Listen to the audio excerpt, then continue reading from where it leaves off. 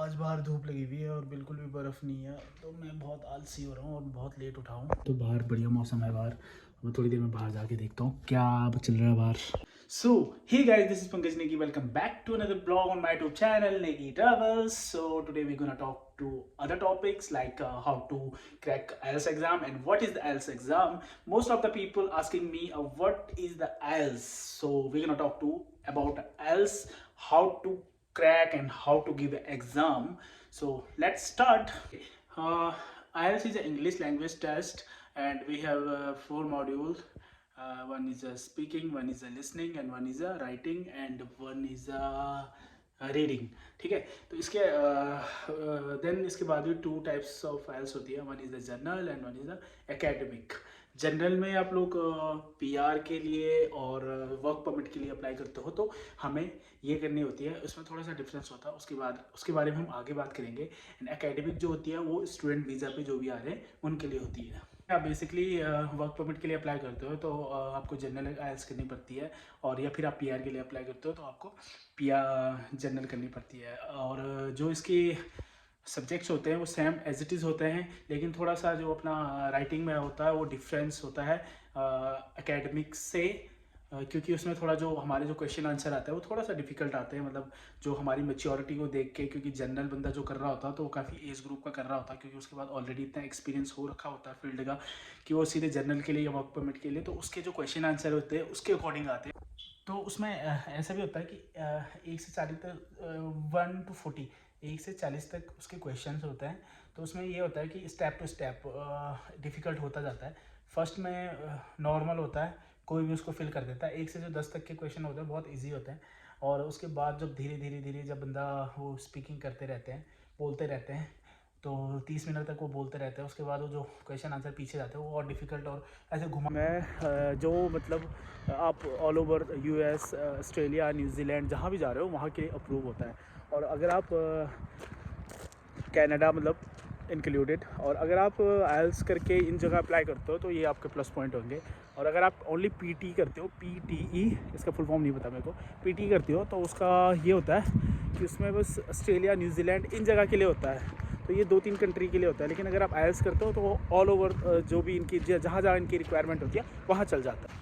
तो बहुत सारे लोग कहते हैं कि बिना आइल्स के भी हो जाता है। हाँ भाई, ये बिना आइल्स के भी हो जाता है, वो डिपेंड करता है आपकी प्रोफाइल के ऊपर कि आपको कौन स्पॉन्सर कर रहा है। आपका स्पॉन्सर बहुत तगड़ा होना चाहिए। आइल्स बस एक वो है वीज़ा ऑफिसर के लिए कि आपने ये आपके प्लस पॉइंट है, आपकी प्रोफाइल जो होती है स्ट्रॉन्ग बनती है, अदरवाइज़ इसका ज़्यादा रोल नहीं होता है। बस आपका एक्सपीरियंस और आप जिस पे प्रोफाइल लगा रहे हो तो वो चीज़ें, वो डॉक्यूमेंट एलिजिबल होना चाहिए जो यहाँ की गवर्नमेंट रिक्वायर करती है। एयरपोर्ट यहाँ नज़दीक पे ही है, और ये यहाँ से फ़्लाइट, यहाँ पे डोमेस्टिक फ़्लाइट चलती है, मतलब जो लोकल चलती है। इंटरनेशनल टोरंटो में है, और अभी जब वेदर ख़राब होता है ना तो ऊपर ऐसे हिलता है ना, ये बहुत डर लगता है, बहुत ज़्यादा। ये तो खैर छोटा वाला है, जब मैं बड़े वाले में गया था तो इतना डर लगता है उसमें, वो इतना उसमें वो हो रहा था, इतना हिल रहा था, वो इतना हिल रहा था। ये रहा कुछ ऐसा व्यू यहाँ का। सही नहीं है कि लोग यहाँ पे बस वर्क परमिट पे और या टूरिस्ट उस पर ही आते हैं, क्या बोलते हैं उसको, अपना वर्क परमिट और अपना स्टूडेंट पे भी आते हैं। बहुत सारे लोग क्या होते हैं कि वो किस्मत अच्छी है तो वो लोग क्या कहते हैं, अपना टूरिस्ट वीज़ा लगाते हैं, दैन उसको कन्वर्ट कर लेते हैं और इजीली हो भी जाता है। न्यूजीलैंड, ऑस्ट्रेलिया इन जगह पे, कनाडा और यूएस थोड़ा डिफ़िकल्ट है, बट यार सब कुछ पॉसिबल है मेरे हिसाब से तो, क्योंकि मेरे काफ़ी यार दोस्त थे मेरे बैच के, उन्होंने ऐसे किया हुआ है कि वो इंडिया से टूरिस्ट वीज़ा पे गए, देन वहाँ जाके उन्होंने अपना वर्क परमिट में कन्वर्ट कर लिया। मेरे फ्रेंड है यूके में है काफ़ी, मेरे स्कूल वो आइल्स बैच के, तो सब चीज़ पॉसिबिलिटीज़ हैं, बस आपको इन्वेस्ट करना है और ट्रस्ट रखना है कि हो जाएगा। मैं अभी इवनिंग के टाइम पे वॉक करने आया था, क्योंकि आज कल मेरी छुट्टी थी और रूम में बैठ के मैं बहुत ज़्यादा इरीटेट हो जाता हूँ। सामने ये तंदूर का कुछ ऐसा समथिंग है, रेस्टोरेंट है, और ये सरदार जी मार्केट है। यहाँ से यहाँ तक जो ब्लैक कलर की बिल्डिंग दिख रही है इसको बोलते हैं सरदार जी मार्केट। तो यहाँ पे भी इंडियन का पूरा वो है, पूरी मार्केट्स वगैरह हैं, और वो उसमें सारी ग्रॉसरी अपनी इंडिया की मिलती है। मैगी वैगी जो भी मैं लाया था वहीं से लेके आया था। हाँ, आज थोड़ा वेदर मेरे को ख़राब सा लग रहा है कि कहीं कल फिर से स्नो ना गिर जाए, क्योंकि यहाँ पता नहीं चलता रातों रात सुबह उठ के आपके दरवाजे में बर्फ़ ही बर्फ़ होती है। और एक चीज़ और कि यहाँ पे जो है क्रेज़ है ज़्यादा फुटबॉल का, बास्केटबॉल का, क्योंकि ये देखो सारा ग्राउंड जो है ये अपना फुटबॉल के उससे बना हुआ है, और ये अपनी सेटिंग वेटिंग जो भी होती है। तो इतने बड़े बड़े ग्राउंड अगर हमारे इधर होते तो क्या ही मज़ा आता क्रिकेट खेलने के लिए। बट वो चीज़ है कि यहाँ की गवर्नमेंट आपको ना PR दे देती है। PR का मतलब होता है पर्सनल रेजिडेंसी। उसका मतलब ये नहीं होता कि आपकी जो इंडिया की नागरिकता है वो ख़त्म हो जाती है, ऐसा नहीं होता है। ऐसा होता है कि आपको 5 साल के लिए यहाँ पे PR कार्ड अवेल दिया जाता है। उसके बाद आपकी चॉइस है, अगर आपको यहीं रहना है तो आप PR कार्ड अप्लाई करो, अपना इंडिया भी जा सकते हो और यहाँ की आपकी मतलब दोनों जगह की नागरिकता होती है आपके पास। हाँ, अगर आप पासपोर्ट के लिए अप्लाई करते हो यहाँ का, तो तब आपकी इंडिया की नागरिकता ख़त्म हो जाएगी। तो PR का मतलब ये नहीं होता कि आपको मतलब इंडिया नहीं जा सकते वगैरह वगैरह। PR होता है बस अपना 5 साल के लिए। देन अगर आप चाहो तो उसे रिन्यू करके नॉर्मल जो प्रोसेसिंग होता है वो उससे अपना रिन्यू कर सकते हो।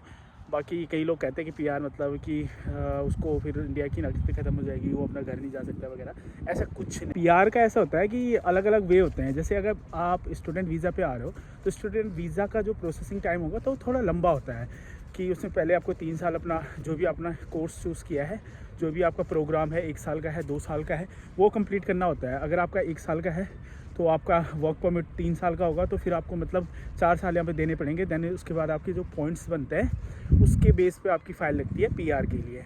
बट मेरा कुछ अलग है, जो वर्क परमिट के लिए डायरेक्टली आते हैं। इसीलिए मैं कहता हूँ कि वर्क परमिट ईजिली नहीं मिलता है, क्योंकि आपके पास अपॉर्चुनिटी होती है डायरेक्ट PR होने की, पर्सनल रेजिडेंसी लेने की। मतलब 1 से 1.5 साल में आपके जो पॉइंट्स होते हैं, आपकी डिग्री, डिप्लोमा, जो भी आपके पास एजुकेशंस डिग्री है इंडिया की, वो सब के पॉइंट्स कलेक्ट होकर आपके पॉइंट 1-1.5 साल में बन जाते हैं। देन आप इजीली PR के लिए अप्लाई कर सकते। बस स्टूडेंट वीज़ा का ये बेनिफिट्स होते हैं कि उनको गवर्नमेंट कुछ चीज़ें उनको प्रोवाइड करता है, बहुत सारी चीज़ें, मतलब थोड़ा सा फ़ी वी माफ़ कर देता है और कुछ उनको वो दे देते हैं, जैसे बस का जो अपना कार्ड बनता है, मतलब बहुत सारी चीज़ों में उनके लिए थोड़ा डिस्काउंट्स मिल जाता है स्टूडेंट का। पर अगर आप PR और वर्क परमिट पे हो तो आपको यहाँ पे कुछ भी नहीं मिलने वाला है। और अब जैसे यहाँ पे एज ए इंटरनेशनल स्टूडेंट या कोई भी आ रहा है, तो यार स्टार्टिंग में मैं कहता हूँ कि यहाँ पे स्ट्रगल और थोड़ा सर्वाइव तो करना पड़ता है, कि फूड के लिए, रहने के लिए, आने जाने के लिए, क्योंकि यहाँ पे ठंड और वेदर उस हिसाब से है कि इंडिया का मतलब हमारे इधर थोड़ा नॉर्मल रहता है। हम जहाँ से भी आते हैं, गर्मियों में गर्मी, सर्दियों में सर्दी, पर यहाँ ठंडी होती है, तो थोड़ा सर्वाइव करना और थोड़ा स्ट्रगल जिसे कहते हैं, बस के लिए भटकना, ये सब चीज़ें रहती हैं। तो उसका थोड़ा सा हमें एडजस्टमेंट करना पड़ता है कुछ 1 मंथ तक। चीज़ और है कि यहाँ पे सब चीज़ अब देखो उसमें आती है, जैसे इंडिया में भी हो ही रहा है कि हर चीज़ ऑनलाइन है, तो यहाँ पे भी एवरीथिंग मतलब ऑनलाइन ही प्रोसेस होता है। आप रूम रेंट दे रहे हो, जो चीज़ भी दे रहे हो, सैलरी आपकी आ रही है, पर उस पर टैक्स बहुत ज़्यादा करता है। तो ऐसा नहीं है कि वो पैसे हमें वापस नहीं मिलता, हमें सारा पैसा रिफ़ंड होता है। उसके लिए आपके पास खुद ही वो प्रोसेस आ जाएगा। तो आप जब भी चाहो, मतलब 1 साल में जब भी आप एलिजिबल होंगे, तो वो गवर्नमेंट आपको दे देगी जितना भी आपका पैसा टैक्स का बनता है। थोड़ा बहुत, अभी मेरे को इसके बारे में इतनी नॉलेज तो नहीं है कि कितना आता है, बट मैंने सुना है कि जितना भी आप टैक्स भरते हो उसका कुछ % आपको वापस मिल जाता है। एक चीज़ दिखी है यहाँ पे, ये बहुत ज़्यादा है यहाँ पे, ये पता नहीं क्या है, बतख हैं, आई मीन क्या नहीं है, बतख हैं, पर ये बहुत है यहाँ पे, बहुत ज़्यादा। ये अभी अपना खाना वाना खा रहे हैं, पता नहीं क्या कर रहे हैं, पानी पी रहे हैं, अपना खाना ढूंढ रहे हैं। उधर अभी बर्फ़ सारी गल गई है, तो आराम से वो अपना जो भी 1 महीना मेरे को यहाँ पे हो गया है, तो उसको देख के मेरे को एक ही चीज़ यहाँ पे समझ में आएगी कि नाउनु धर्म्यालु आगास नाउनी मयली यखे धरती अजाणम छिन्मन की यख अणमीण चौतरफी छिबये निर्भय परदेस मतुम रोना तेरा मैं घौर छोड़ावा जी सारियों मफूली गे होली। धीरे धीरे सेट हो जाऊंगा यहाँ पे। तो फिर मैं यहाँ पे एक चीज़ है कि लोग कहते हैं कि यहाँ पे ना गाड़ी लेना, कुछ भी लेना बहुत इजी है। बस इजी तो है, पर मेरे को लगता है बॉस की वो सब चीज़ें ना एक तरफ से डिफ़िकल्ट भी है, क्योंकि यहाँ पे लाइफ ना किस्तों में चलती है। अब मेरे ओपिनियन और मैं अपनी तरफ से अगर सोच के चलूँ कि यहाँ का पैसा अगर मैं यहाँ इन्वेस्ट करता हूँ ना, चीज़ों पे, अपने आप पे, अपने लाइफस्टाइल पे, तो वो यहीं के लिए होगा। अगर मैं यहाँ का पैसा अपने इंडिया में जाके करता हूँ तो उसमें थोड़ा सा बेनिफिट होगा, क्योंकि यहाँ का जो है वहाँ डबल बनता है। तो ऐसा मेरे को लगता है, क्योंकि यहाँ पे हर एक चीज़ आपको गवर्नमेंट तो दे देती है, मतलब आपको बैंक दे देता है, EMI पे, लोन पे, क्रेडिट कार्ड दे देता है, बस आपको उसके टाइम टू टाइम बिल बनना है। अदरवाइज़ चाहे कुछ भी है, कितनी भी महंगी है गाड़ी भी आपको 0 पे मिल जाती है, अच्छी से अच्छी कंडीशन वाली। और गाड़ी यहाँ पे सारी ऑटोमेटिक है, ऐसे वो अल्टो नहीं है, अच्छी कंडीशन की कार है, सेडान वेडान, तो आपको सारी वो बैंक पे कर देता है। बस यही है कि किस्तों पे लाइफ चलती है यहाँ पे, और कुछ नहीं। तो ये पार्क में आया था, यहाँ अभी कीचड़ कीचड़ है क्योंकि बर्फ़ पिघल रही है धीरे धीरे करके। आज वेदर ख़राब हो रहा है, जो मैं पहले भी बता चुका हूँ, क्या पता फिर बर्फ़ गिर जाए। तो अभी फिर मेरे को कल से वही वर्किंग आवर्स, इवनिंग शिफ्ट है मेरी 2 बजे से 10 बजे तक। तो अभी 5 दिन तक वही काम करेंगे, देन उसके बाद 2 डे ऑफ। और उस चीज़ के बारे में पहले ही बता चुका हूँ कि 2 दिन की यहाँ पे वीक ऑफ होते हैं। तो अभी मैं रूम पे आ गया हूँ वापस, और आज हमने कुछ ज्ञान की बातें शेयर की ज्ञानचंद बाबा जी से। तो ऐसे ही हम कुछ अच्छी अच्छी बातें और अच्छी अच्छी टॉपिक्स पे डिस्कस करते रहेंगे कि क्या पॉसिबिलिटीज़ हैं यहाँ पे, कैसे कैसे क्या प्रोसेस है। कुछ चीज़ें चलो हमने बता दिया है आपको, कुछ चीज़ें हम डिस्कस कर चुके हैं।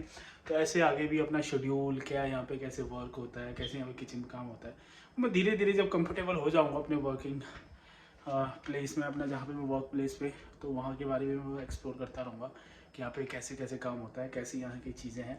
क्योंकि यार जिस कंपनी में मैं हूँ वो बहुत बड़ी कंपनी है, और उसके 4 रेस्टोरेंट्स हैं, मॉक्सिस, ये डेनिस और सैंडमैन होटल जिसमें मैं रह रहा था।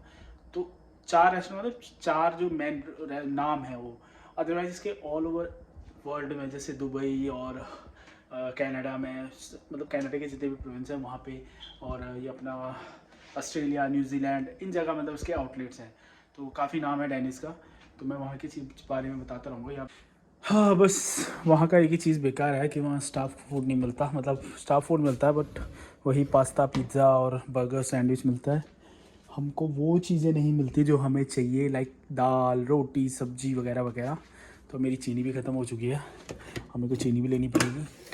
और क्या बोलते हैं अपना, आज बनाऊंगा मैं आलू का झोल, और जो मेरा होगा 2 या 3 दिन के लिए होगा, और जो मैं यहाँ स्टोर करूँगा इसमें।